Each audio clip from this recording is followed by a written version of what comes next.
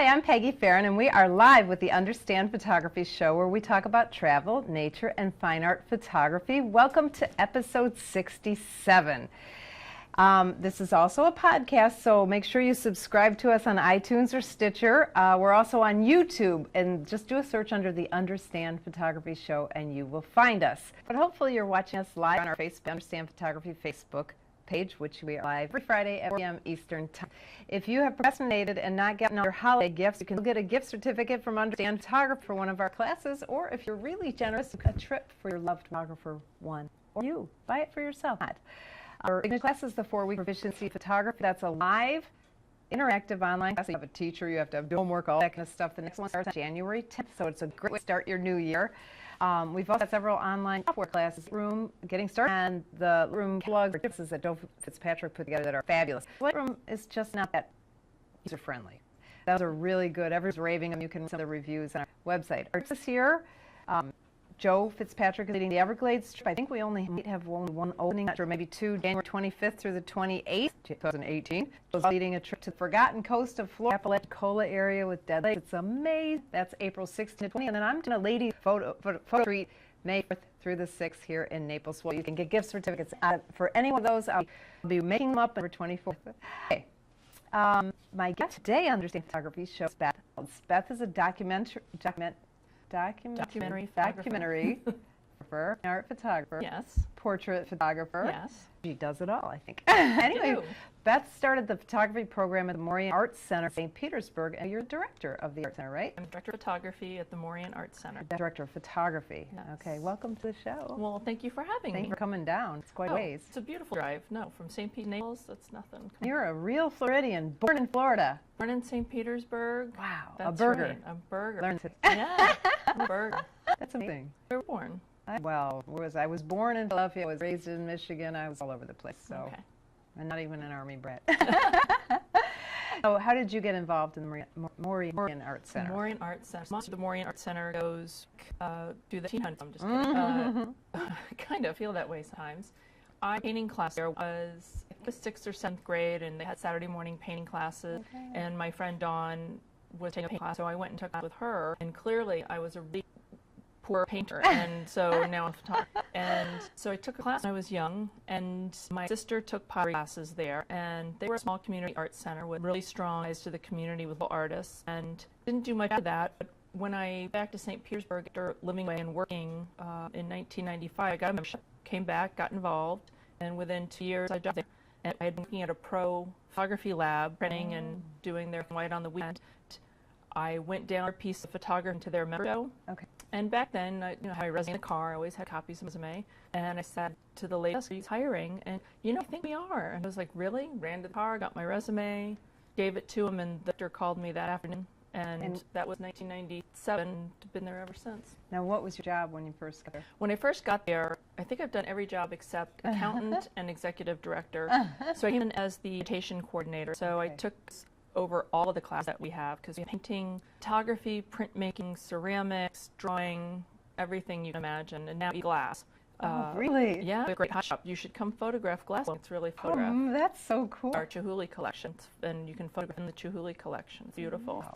So I was doing education, and then I became the curator of the galleries, and did that for a while, and I ran our retail space, I did special events, I did public affairs. Oh my goodness. So I've done a little bit of everything, because in a nonprofit arts world, we're a small team, and so we just sort of do whatever job needs to be done. Yep. And so you experience doing a lot of things, and I'll just pitch in, because you have to, working for a nonprofit, there's not a lot of extra hands around to do things.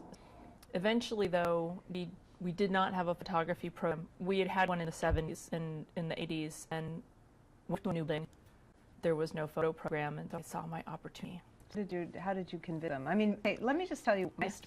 In 2009, I was studying children's photography, and I pretty much went broke. When Facebook took off, and all those young mothers named photographers all for the free. moms, I mean, they were doing everything for free. I know, and I almost went out of business, so I started doing event photography, and my first customer was the Art Association. In 2009, Clyde Butcher.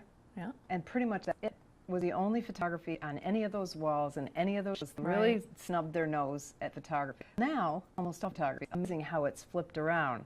Really so now, what year are you talking about when you started thinking about the photography program? Do you know? Well, it was the late 90s. Way back then. It was way back then. So young. Thank you. It wasn't a hard sell because the woman who was our director at the time, Evelyn Kraft, was collected photography among other art forms. She collected a lot of wonderful work, and she had lived next door to William Eggleston in Memphis, Tennessee, and she also collected the work of William Christianberry, and so she knew the value of good photography. And so when I talked to her about, we should offer photography, and she thought it was great, but we didn't have a budget to start anything, so I had to convince her. But she did say to me, look, if you want a photo program, you're going to have to go raise the money to make this happen. Oh, wow. So I'm also a really great fundraiser. So I just, the word was no Facebook or anything. I just started and put them at the photo lab and at the camera store, which we actually had then.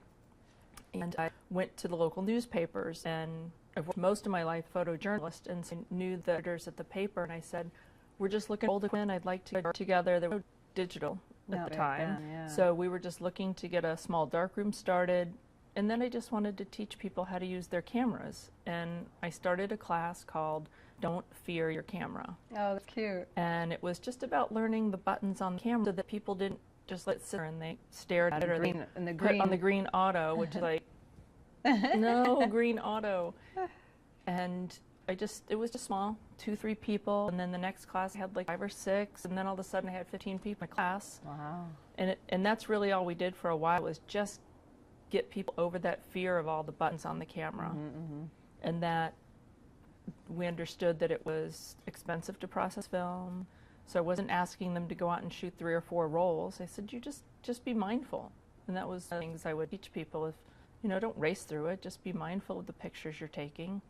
Boy, and then when digital came along, it was great time for us, because I was able to get training on a lot of the new digital cameras, having worked in photojournalism and knowing the newspapers. I was going to a training because newspapers were the first to be flipping from film to digital professionally.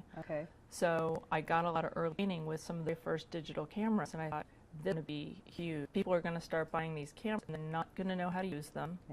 They're not going to know what to do with computers or how to do anything with them. And I was right. And I was right. So we really started teaching people how to deal with their digital cameras when they were first coming out. Well, when I wanted to learn digital, there were several of us. We used to pack up in a van and drive up to Sarasota 2 hours once a month to go to, there was a camera club called Dimage. That's right. And there was an art center that John, I forgot John's last name, started. I know who you're talking about. Last year. It's a he used to come up to St. Petersburg too. Yeah, he was just ahead of his time, because that was really a good training center that he put together. Because he had computers and he had on-site training. And he had big name photographers come. He sure did. Through there. That's right. So, but I was that I could get training just 2 hours away, because there was nothing. It was very hard to learn digital, because the people in the camera stores didn't have a lot of training. They weren't, and it was very much film. I mean, it's not that many years ago that digital surpassed film. So there was highly criticized on digital, because I went digital about 2001, I think, and all the other professionals were like, "Oh, that's not going to last. You're crazy. It doesn't look good." And whereas newspapers flipped really early, because we're printing on newsprint. We saved money. We didn't have to process film. We didn't have to get back to process film, so you could stay at events later. So you didn't have to have an hour or 2 of darkroom time to come back, process, and make all your prints. You could just hand it to a tech, download all the pictures, pick the best ones, and so newspapers were early adopters, and so I was fortunate to get that training early. Now, what kind of producer are there now? Okay, so we see how you started so small, and now you have a whole. You're the director of photography, so it must be a program. It's a fantastic program. We have the whole 2nd floor. We have a traditional silver darkroom still, because we teach black and white printing. We have 10 enlargers, and our teen photography program, which we have a great photographer, Lance Rothstein, who teaches film, teach pinhole. So all the kids have opportunity to work in the darkroom, and then we have a digital lab with Mac computers. We teach Photoshop and animation. We have a great animation teacher, because the teens want to animate on computers and on their iPads. And then we have a beautiful big purpose for all of our camera classes, or class, or we have backdrop and different things that we can teach. So but we're really geared toward photographers. We're not really interested in everybody loving photography, but we're not a vocational school. We're the art center. So now, since photography is so democratic and everybody has a camera, I want you to use it to the best of its ability and love it. Have you all the time, not leave it in your camera bag in a closet. So we have a big meetup group. I have 250 people in our meetup group, and we have critiques. We have speakers come in. We do field trips. And then we also have, if you're a member of the Morean Arts Center, twice a year we have exhibitions for you to enter your work in so you can show in the galleries, and we have beautiful galleries to exhibit in. And then you can always apply for exhibitions. Plus we have a retail space where you can apply to have your work in the gallery shops. People just coming every day to buy art will see your work. Okay. So there's a lot of this really art center community. And we had arts recently with the Museum of Fine Art, Holocaust Museum. Now we have 2 new museums, James Museum of Western Art and the American Museum of the Arts and Crafts Movement. That's all in St. Petersburg. That's all in downtown St. Petersburg. And then you're close to Tampa, and you're close to... Right, in Tampa we have the Florida Museum of Photographic Arts, the Tampa Museum, and the Glazer Children's Museum. So there's very much an understanding that the arts can be an economic driver, and that's really wonderful for us because we're a meeting place for us. You can come in, have an open studio where you can come in and use the darkroom or use the digital lab.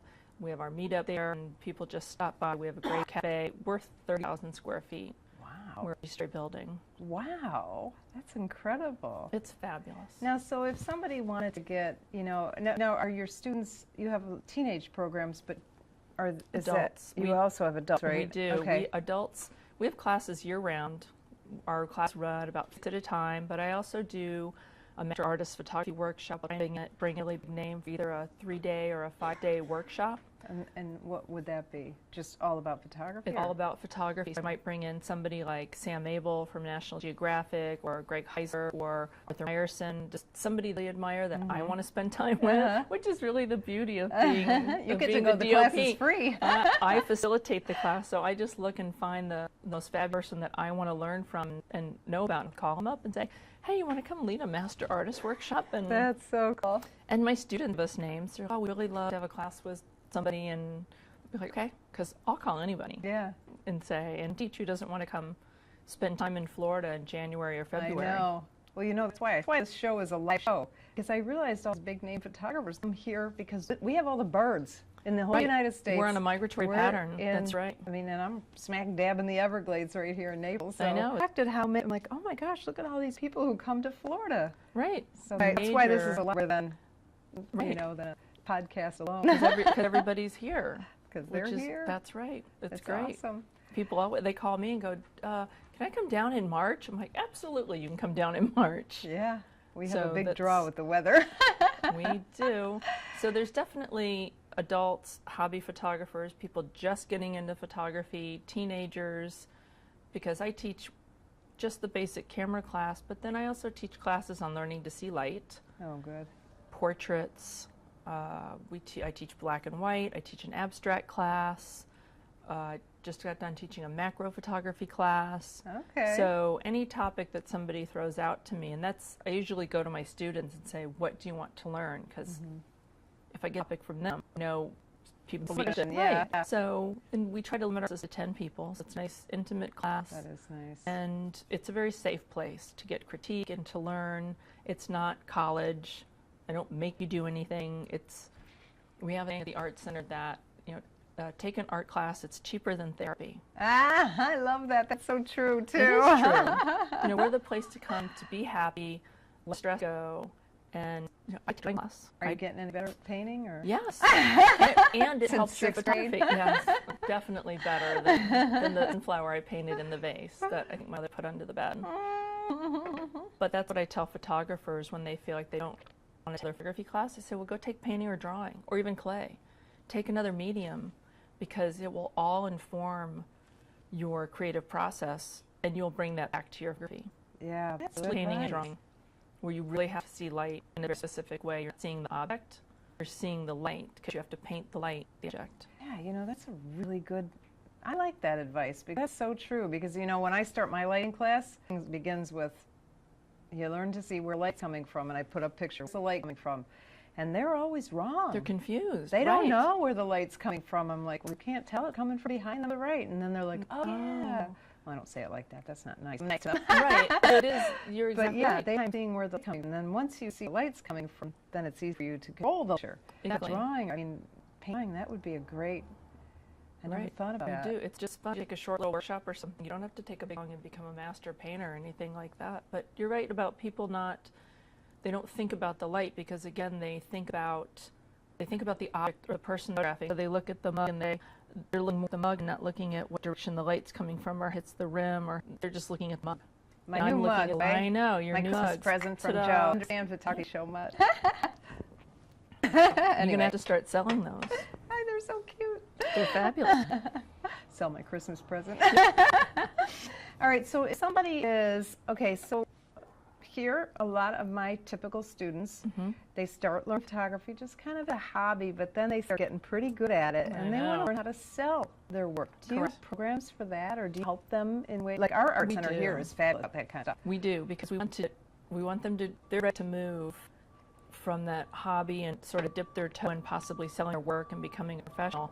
Then we do it right. We want them to do it legally. We want them to do it with integrity, and we don't want them to be undercutting or doing anything that's going to damage somebody else's reputation as an artist.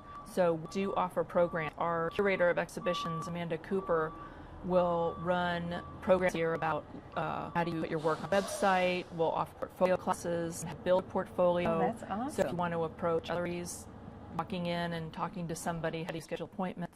So we're always trying to talk to them about putting the professional face on what that looks like, and of course making sure that they're legal, because they never need to get hit up by the IRS. All right, now when you say that, what do you mean by that? What would somebody? Getting your business license, making sure that you have, if you're going to be selling, make sure you have a resale number. And a resale number is for sales tax? For sales tax. Okay, so the business license is also a tax, of course. Of course. But here in Naples and Collier, I think it's $50. Maybe 60.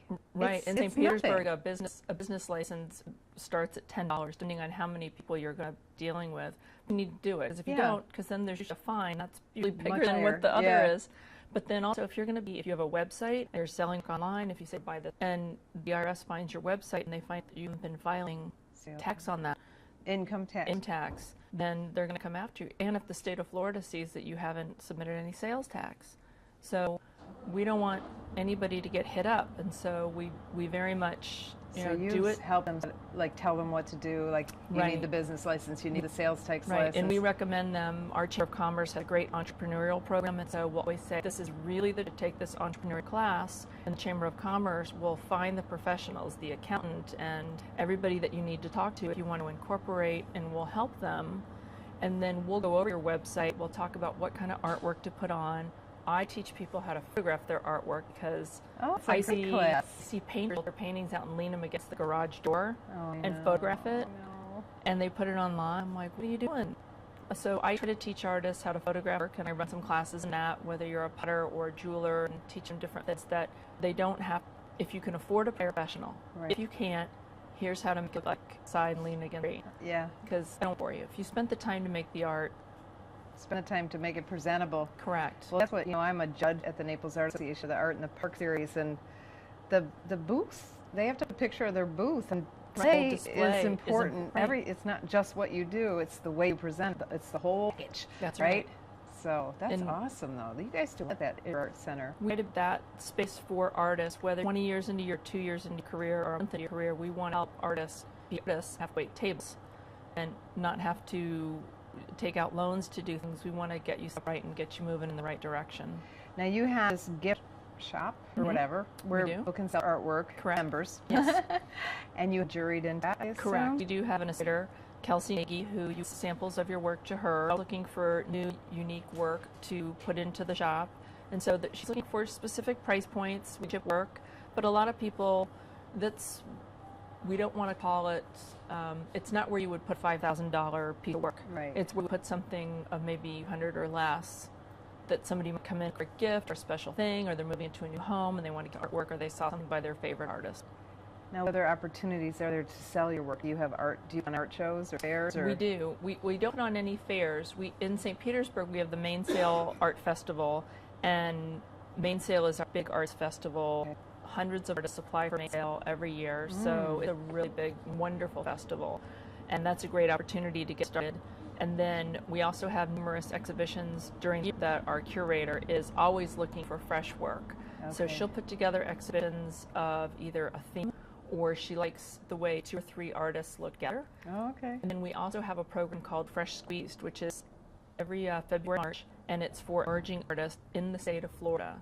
So if you've never had a professional solo exhibition, you can apply for Fresh Squeezed. And this year, the one coming up, we actually have several photographers in the show. Fresh Squeezed, I love the name. Yeah, it's a good Florida name. It is a good Florida name. And so that's every year. If you're just getting started and you have not had a slow exhibition anywhere, you can apply. And we've had people who flipped careers, now they're an artist. So we've had artists who were in their 50s and 60s and getting started and not had a show who got into the exhibition. So it's not just 20-somethings, it's all age ranges. It's just about being at the beginning of your career. Okay. No matter what age you are. Right. So it's a way for you to get some good exposure, and then we help you with your website, with being professional, writing an artist statement, and getting your whole package together to present as an artist. That's amazing. So you can go from start to finish. You can learn how to take the pictures, and then learn. We'll hook you up with website designers. We'll help you get an artist statement written. I usually take headshots for all the artists because they've either got a selfie or somebody took one, or they crop themselves out of a group picture. Oh, there's an arm around somebody, and you're like, where's that arm go? And it's just sort of cut straight off. No, we need to do a nice environmental portrait of you in your studio for web. There's a printer in town, it's Print Source, and he sends me a lot of business because people come in and they're like, I need I need a business, here, put this picture on my business card. And he's like, I don't know. You need to go get a headshot professional, Please. But he did that too, they themselves. Right, and so they're standing, but they've got a weird arm here, and there's nobody there. And people don't like pictures taken. That's why I think that's part of the problem. They feel uncomfortable to get their picture taken. Sure, I would say probably 80% of people look at me and go, I don't like my picture taken. And I'll say, well, that's because you never had me take your picture. That's right. Now tell me about your photography career. So you've done everything, it's like. A little of everything. I have. Well, being a photojournalist, you have to be able to do portraits, sports, news, landscape, just beautiful chamber commerce weather shots. So you have to learn a little of everything. But I think I'm like people who, as a kid, you think photography is really cool and you want a camera and you start out as a kid, and my dad always had a camera around, and it's usually a parent who had an enthusiasm for it, and I wanted a camera to take summer camp, so I photographed camp. So my mom said, well, you do some chores and earn some money, and she started trading me NH green stamps, which you got at the Publix, which was a pleasure. And we're so programmed. I love Publix. Every time I go to Publix, I say that, which is a pleasure. You got green stamps, and so I collected through chores and trading my mom for the green stamps. I needed 7.5 bucks of green stamps to get the camera out of the catalog store. Wow. And it was a little Keystone Instatic, and it took 126 film, cartridge film. And I got it, and I got 2 rolls of 12 exposure, and blew through the film and 24 exposure, nothing. And I remember my mom passed away, and I was going through all her things. I found a letter that she had kept. And the letter was one I'd written from summer camp, and it said, Dear Mom and Dad, I am fine, hope you are well, I need more film. Aww. You can go to the AMP, and in the cashier lane, there's cartridge 126, 12 exposure. It's on the right-hand side. I know exactly where to send her to get film and send it to me at camp. Oh, I love that. And that's where it started. I love that she saved that, too. Yeah, she saved that one. Oh, that is so sweet. She was always very supportive of my career. And then, yearbook and newspaper in high school, to college, studied communications, and thought I wanted to work more in TV, but I was doing pictures for all the actors and dancers in the theater department. I was photographing artwork for the fine art department, taking pictures of my friends, and worked on my college newspaper, and just decided I really loved it. And so what was your first job out of college? My first professional job was working at Carowinds, which is a theme park in Charlotte, North Carolina. It's on the border, North and South Carolina. Okay. So it's like a Busch Gardens. Okay. And they needed a PR photographer, and it's a seasonal place, so it's only open like from May to October. Okay. And I applied, and I got hired, and that was my first professional job. And that was marketing. Okay, so what was does a marketing photographer do? So I had to go all around the park and take pictures of people enjoying themselves in the park, but I had to get photo releases. I was just gonna ask you that. I had to get the release signed, and then I would find a family that was really perfect for a picture, and I give you a free meal coupon if you'll come with me, and I can just make some great photographs of you. I would do that, sign the release, and I'd take pictures of them at a game or a ride or something, and just do the promotional things. And then if we had a concert in the park, I had to process them, get all the photos of the newspapers. So it was a good experience of doing sort of PR and some news. Yeah. And then from there, I got a job at the Bristol Press in Bristol, Connecticut as a photojournalist. And then now as a from there. newspaper photographer, Mm-hmm. what does that entail? And is it the same now as it was then, I wonder? Well, the assignments are pretty much the same. You come in for the day, and all photographers have a clip or a hook, and there are assignments on it. So there's either planned events that you have to go to, and it could be anything from you got to go take, talking head shots at city council meetings, which is drudgery, or you're going to go to some event that's happening, or God forbid there's breaking news because some tragedy happened and you have to go cover it. But a lot of times it was just really solid events. A lot of high school sports, which I loved. It was great fun to be on the field with other professionals and getting these just great action moments. And did they supply the equipment? So in the beginning, my first job, they did not. Well, you needed to have your own camera body. I started out with Minolta, and the newspapers were all Nikon at the time. And so if you had your own camera body, they had a cage of all the glass, especially long lenses for sports. Yeah, I was going to say, So- sports lenses are not cheap. Right. So they had lenses to use, but I had to go out and buy 2 Nikon camera bodies, and they could have all lenses I needed. But then as you start to get your own lenses, so I'm still Nikon after 30 plus years.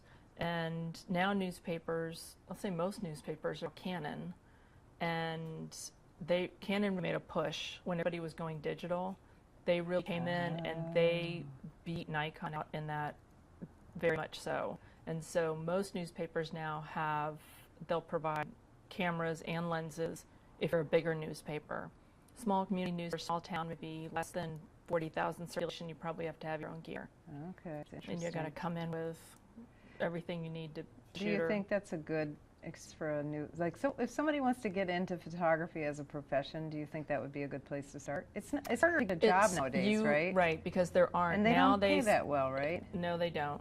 Newspaper jobs are going away fast and furious, and it's bad, but there's also good to it because they're sending out reporters with cameras. Yeah. Yep, put it in cell green. phone shots, or a little point and shoot camera, or they're shooting video and they grab a still from it.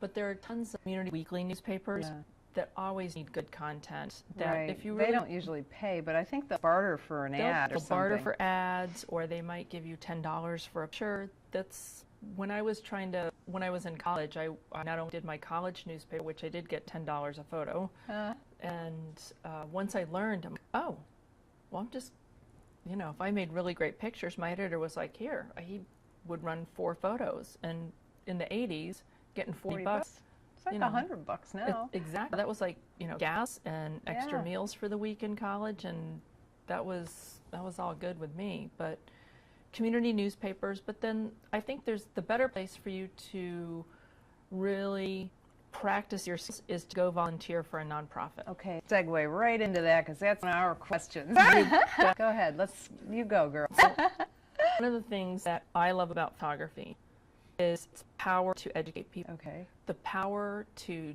change somebody's mind, to call them to action, to inform people.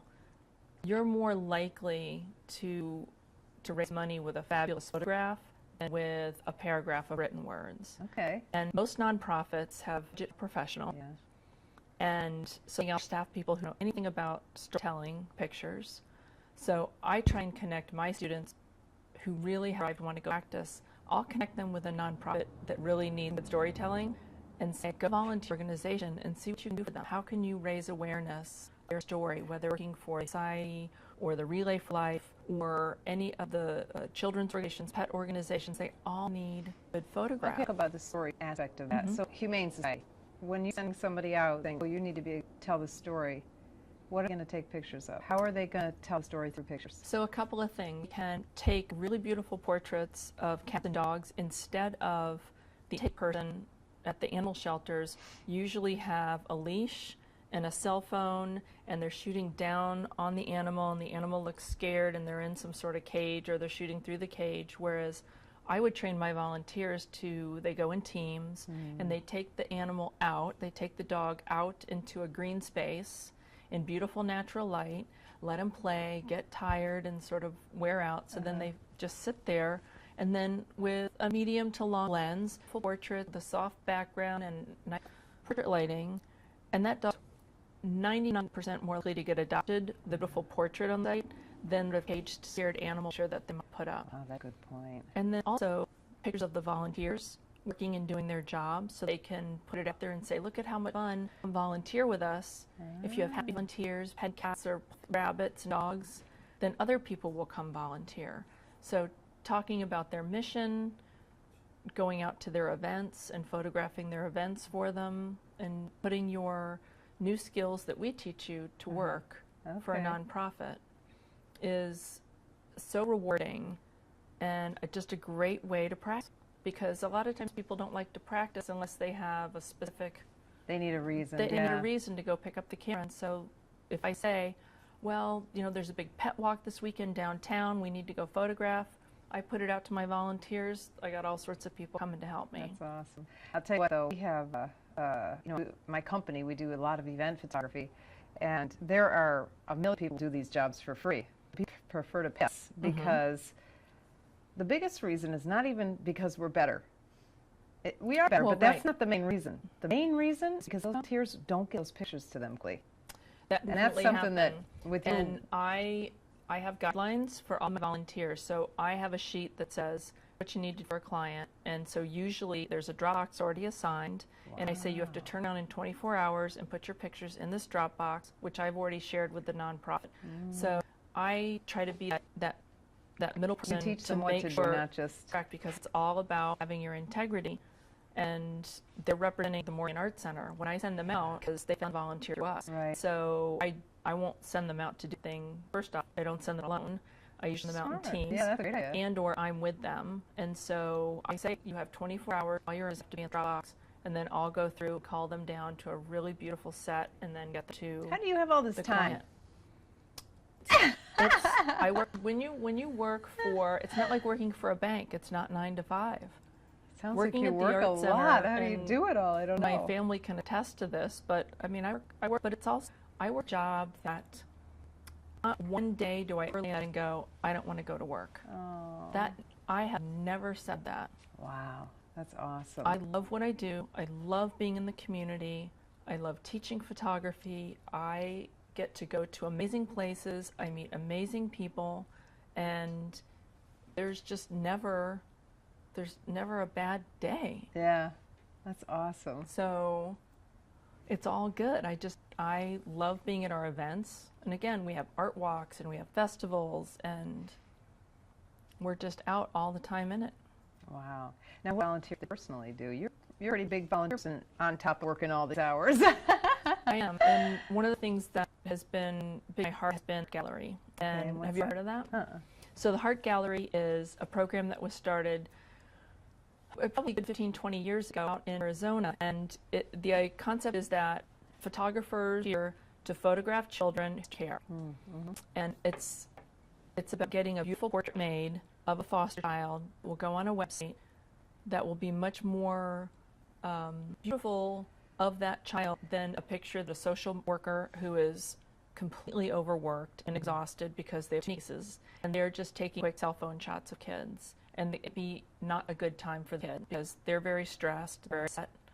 And our photographers go out, child is photographed, and they said, yes, I'm ready. and get dressed up, and we go to a beautiful place, and the social worker comes with us, and the photographer learns about the child and has a connection with the child, and we spend 2 hours, and we make photos, and the child gets to take their picture. Like, which picture do they want to go up to represent them to get adopted? That's nice. And then the Heart Gallery will put out these big, beautiful 20 by 30 portraits, and they might do a gallery of 30 kids in the mall or at the airport, a place public where a lot of people are going by, and somebody might see a child and go, oh, wow, and read about them and go to the website, and these children are 30% more likely to get adopted if they've been through the Heart Gallery process. Wow, I never heard of it. That's awesome.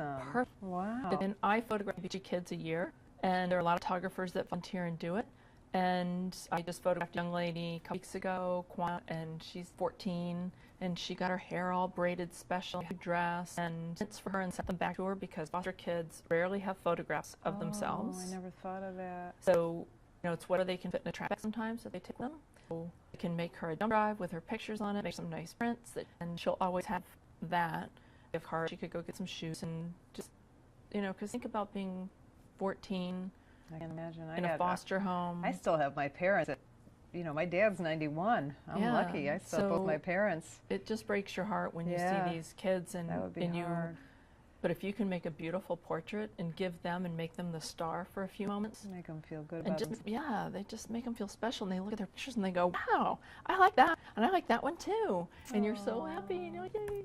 Heart Gallery. Heart Gallery. Is it heartgallery.com or do you know? .org. And so every county, like we have Pasco, Pinellas is one, Hillsborough County, and Tampa has a Heart Gallery. So I'm sure Lee County and Forsyth County. There's Heart Galleries all over the state, all over the country. There's hundreds and hundreds of them. That's awesome. It's a great charity. It is. But that's not the only that you're involved with, right? Well, I try to spread my love wherever I can go with photography. So I also volunteer for the Moffitt Cancer Center. I volunteer. I've a lot of time taking pictures of cancer survivors or their patients who might be in their last stages, who want family portraits and just want something, a memory. They want to tell their story. And so I'll volunteer wherever I can to buy those sort of organizations with pictures. And you encourage your students too. Absolutely. That's awesome. Absolutely, because if your community a better place, you're not living right. Yeah. You really aren't. You need to be working every day, give back to your community, and through the arts is one of the most beautiful things you can do. Yes. Oh, it was just at the Boys and Girls Club yesterday, a Christmas party, and it was just, you've ever seen 66 children, and they're all holding a present, and somebody says 3, 2, 1, and then all 66 kids start ripping open presents, and I'm just there, big wide angle lens, like on the face low, and I'm just like photographing across, and they were so excited for what their neighbor got next to them. They're looking at their gift, going, oh my gosh, and they weren't so worried about their gifts and how excited they were. That would be a good resource. We should probably, for me, we should have like a resource photographers. Where can I go volunteer? Well, that's what we do through our I let nonprofits know that they can call me if they need something and they can't afford a professional photographer. They have a stipend and some place will pay our volunteers. They will give them a stipend, or they will trade them something. They will burn something.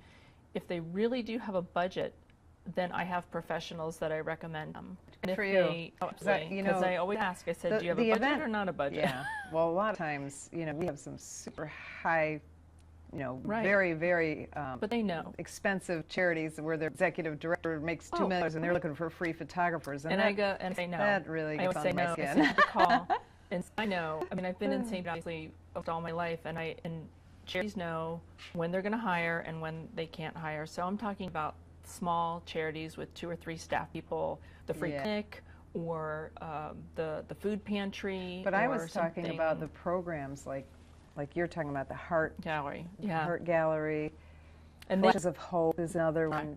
Now I Lay Me Down to Sleep. Correct. Those types of things. That would be nice to have a little just to say, hey. And I try to reach out to them too, to say, we are a resource. If you need somebody, I have 250 people on my meetup group. I said, if you would like somebody, and sometimes my students say, if anybody needs anything, I really want to go out and do something, or they are trying to find, I say, well, go volunteer for 2 or 3 different charities, like Tampa Bay Watch, so you could have an environmental one, something to do with people, something to do with children, and find the right fit for you. you know, what really works for you. There's a big ovarian cancer race, the Selma Mastery. It's like a relay for life, and I brought 3 of my students out to volunteer, and we got up at dawn and we photographed this race, and a lot of people love that. And some of my volunteers are like, no, that's not, I'm not good at that or meant for that. And I said, okay, let's go out and do environmental things. I mean, there's tons of ways that you can volunteer with your camera. It's a good experience. That's the thing. It's great. You're developing people skills, camera skills, business skills. It's really fantastic. Yeah, that's just for photographing, like you said. Because sometimes you just like, oh, I should go practice, but then you don't. Right, and then you're like, oh, I really should clean my house too. Yeah, oh, exactly. Gosh. Then do, and it's not. And as we know, I mean, I think photographers are pack animals. We like to travel in groups. A lot of people don't like to go out and photograph all by themselves. That's a good point. They want to go with somebody, even one person, 10 people. If I want to go down to the celery field and photograph birds and get sonal pictures, I don't want to have done by myself. Where are celery fields? Celery fields are down in Bradenton, okay. and it's a migratory stop. It's a big one. It's like down here in the Everglades and Naples. The celery fields in Bradenton or when you go out in the morning, we'll see 10, 15 different kinds of wading birds just all in the water together. But I'll put a little message out, and all of a sudden, ding, ding, ding, ding, I'll go, Yeah. I'll drive. I'm like, great, somebody pick me up at the Art Center, let's go. Now, what's the most popular thing that you do at your meetup group? Well, I do think people like the critiques or the field trips, or I think critiques have been the most important. And you do that in a group? Are people scared? No, because I have a sheet of paper called engagement. Okay. So if you've never been to a traditional critique, then here's a way for you to develop your photographic vocabulary and learn how to talk about photography. Ooh. You can't say it's pretty, and you can't say, well, I like it. Why? I don't know. I want you to do a vocabulary. And so sometimes people will come and just listen, and sometimes people, I like to prints, although we'll do a digital projection, but I really love putting it up on the board, and we all sort of look at it together and look at the print, and then I'll sort of start. Sometimes I'll say one, and that'll help the ball rolling, and I let everybody else sort of come in.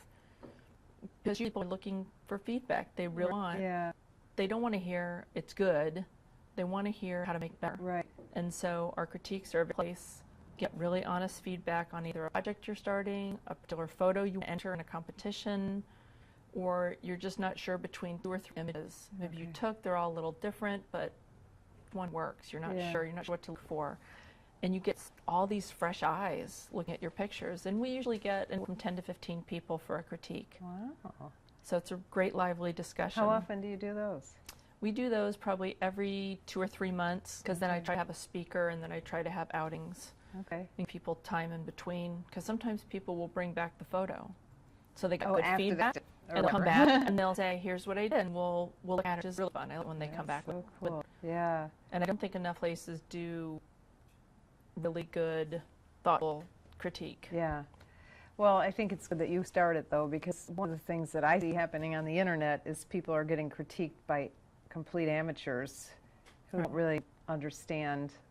Well, they don't have a vocabulary for it. They're not looking as like a form, color, moment, looking for lines in the way things come. They're reacting to a subject that they may or may not like, instead of looking at the artistic value of something. And so, ooh, way to put it. I'm hesitant when people will put things on our Facebook page, and they'll put up a black and white and a color one, and they can't decide.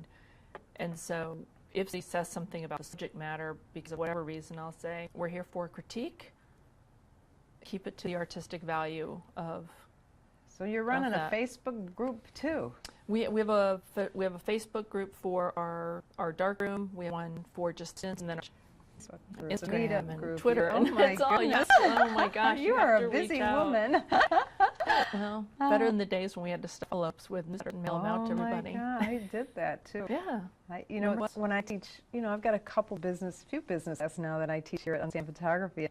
I always say you should have a newsletter. The newsletter is like today, last night, I missed my December newsletter. I've only missed the newsletter like 5 times in all these years. This is your heavy season. So first I put a newsletter out. Well, I was just saying what we have come up, and a lot of stuff coming up in December and January, including certificate.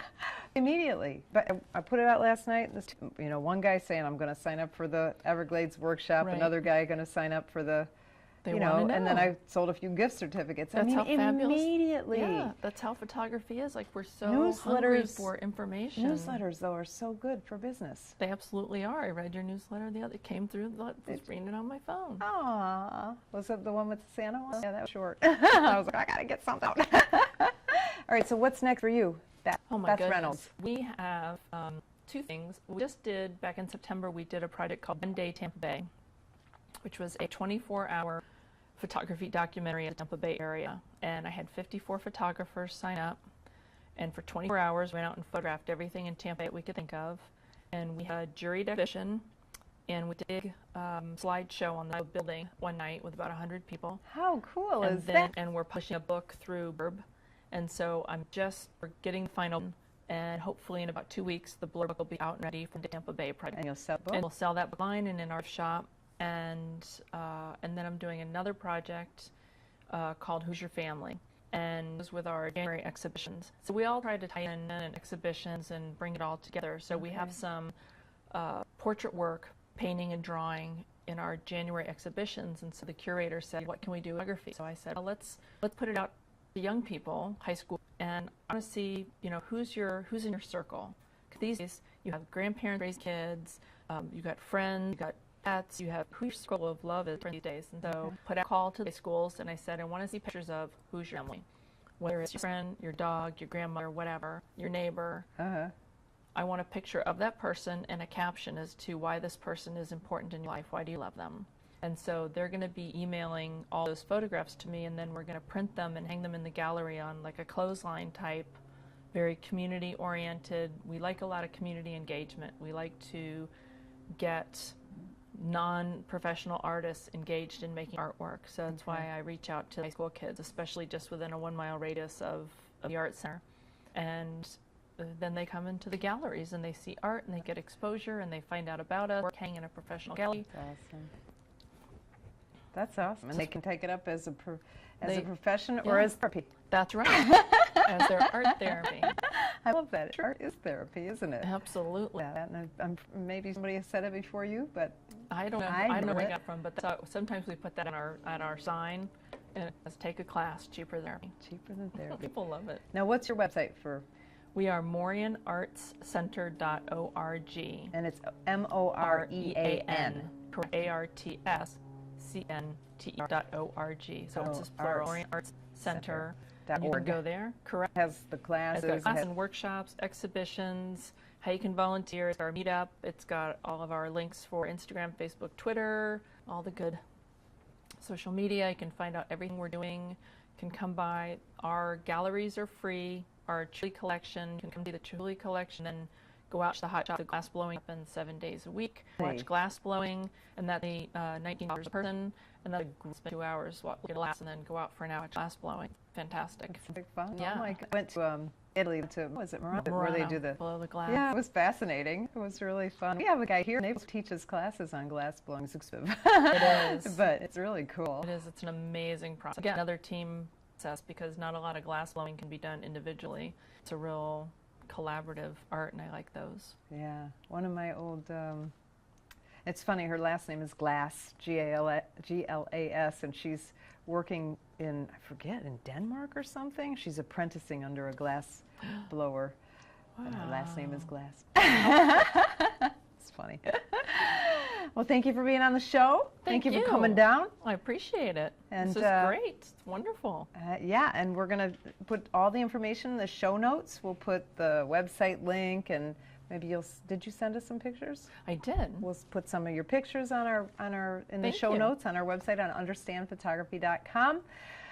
While you're there, remember we've got lots of good articles, so read some of the blog articles. Our motto at Understand Photography is we simplify the technical, so hopefully you will like our articles. We try to make them really, really easy to understand, and there's lots of good topics in there. Next week on the Understand Photography show, my guest is going to be the curator of the Naples Art Association. I didn't realize when I was scheduling that I'm putting 2 art associations in a row. Perfect. But Jack O'Brien is the curator of the Naples Association. I've known him for a long time, and the Naples Art Association has programs too, so we'll talk about that kind of stuff next week. So tune in here to the Understand Photography Facebook page at 4 p.m. Eastern, just live, or remember the recordings on YouTube or listen on iTunes, or on, sure, I think we're putting it on that. I'm not sure for Droid listeners. Anyway, I'm Peggy Farren. Thanks for watching episode number 67 of the Understand Photography Show. We'll see you next week. We hope you enjoyed this episode of the Understand Photography Show. It would help us immensely if you would click like down below and subscribe to our channel. Thanks so much. We really want to continue to bring awesome photographers onto the Understand Photography Show.